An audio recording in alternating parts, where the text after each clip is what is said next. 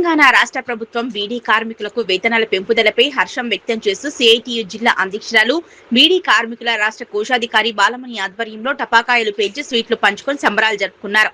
ఈ సందర్భంగా ఆమె మాట్లాడుతూ నిన్న జరిగిన చర్చల్లో బీడీ కార్మికులకు పెరిగిన వేతనాలకు అనుగుణంగా చూస్తే నిత్యావసర సరుకుల పెరుగుదలపై ఈ వేతనాల పెంపు కార్మికులకు అన్యాయమే జరిగిందన్నారు. రాష్ట్ర కాంగ్రెస్ ప్రభుత్వం మేనిఫెస్టోలో బీడీ కార్మికులకు జీవనాభివృద్ధి 4,000 రూపాయలు పెంచుతామని చెప్పి నేటికు నెరవేర్చలేకపోవడం దారుణమన్నారు. జూన్ 2 లోపల జీవనాభివృద్ధి ప్రకటించేలా రాష్ట్ర ప్రభుత్వం చర్యలు తీసుకోవాలన్నారు. ఈ కార్యక్రమంలో బీడీ కార్మికులు గుడ్లబాబు, తాడెం రాజు, సిద్ధరాములు, అశోక్, మహిళలు తదితరులు పాల్గొన్నారు.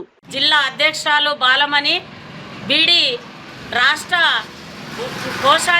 కోశాధికారి బాలమణిగా నిన్న జరిగిన చర్చలలో పెరిగిన రేట్లకు అనుగుణంగా మరి ఇంకా పెరగలేదని చెప్పి మేము వ్యక్తం చేస్తున్నా. అట్లనే ఈరోజు ఈ ప్రభుత్వం వచ్చిన తర్వాత మరి నిత్యావసర సరుకులు కావచ్చు చాలా రేట్లు పెరిగిపోయినాయి. ఆ రేట్లకు నిన్న అగ్రిమెంటు అయిన దానికి ఏది పొంతన లేదు అని చెప్పి మేము వ్యక్తము చేస్తున్నాము. ఇంకా ప్రభుత్వం అయినా ఏ మేనేజ్మెంట్ అయినా ఇంకా ఆలోచించవలసి ఉండే, అందుకే ఆలోచన చేయకుండానే మరి వాళ్ళు పెంచేసిరు.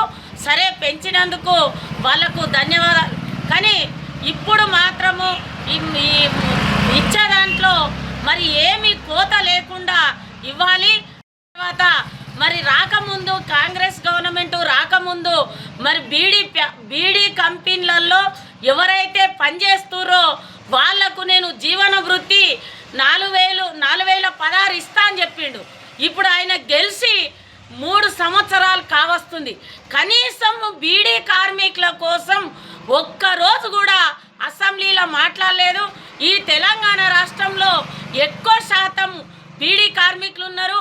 బీడీ కార్మికుల వల్లనే బీడీ సెంటర్ పనిచేసే వాళ్ళు కావచ్చు, బీడీ రూరల్స్ కావచ్చు, 6 లక్షలకు పైగా మరి బీడీ కార్మికులు ఉన్నారు. మరి వాళ్ళ కోసం ఆలోచించకుండా ఏదేదో వాళ్ళకు మాట్లాడుకున్నట్టు మరి వివరిస్తున్నారు. ఇది కాదు. మేము ఒకటే హెచ్చరిక చేస్తున్నాం.